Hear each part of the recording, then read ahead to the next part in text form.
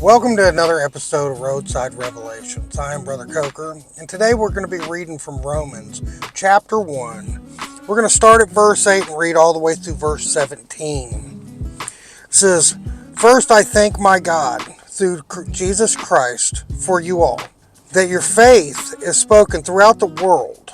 For God is my witness, who I serve with my spirit in the gospel of his Son, that without ceasing I make mention of you always in my prayers, making request, if by some means, now at last I may find a way in the will of God to come to you. For I long to see you, that I might impart some spiritual gifts, so that you may be established. That is, that I may encourage together with you by mutual faith, both you and me. Now I do not want you to be unaware, brethren, that I have often planned to come to you, but was hindered until now, that I might find some fruit among you, but also, just as among the other Gentiles. I am a debtor both to Greeks and to barbarians, both wise and unwise. So as much as in me, I am ready to preach the gospel to those who are in Rome also. For I am not ashamed of the gospel of Christ, for it is the power of God to salvation for everyone who believes. For the Jews first and also the Greek. For in it the righteousness of God is revealed from faith to faith, as it is written, the just shall live by faith." Now the part that stands out to me the most and that I wanted to go back over today is where Paul says in verse 13, Now I do not want you to be unaware, brethren, that I've often planned to come to you, but was hindered until now. There are many times in life that we are not where we think we should be.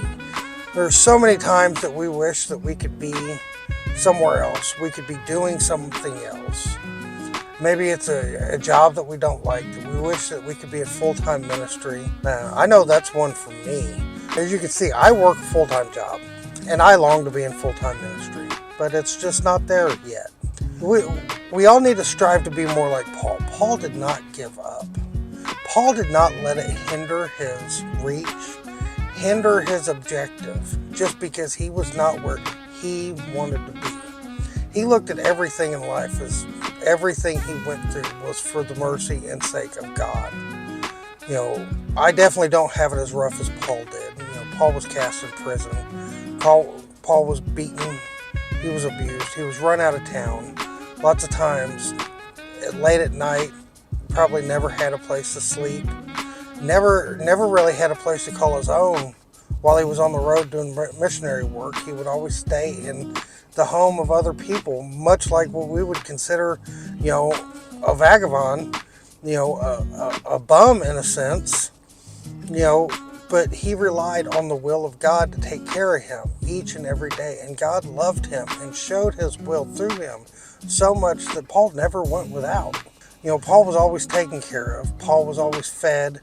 I can't necessarily say Paul was always given the best of meals while he was in prison, but he was taken care of as much as he had to be to not die.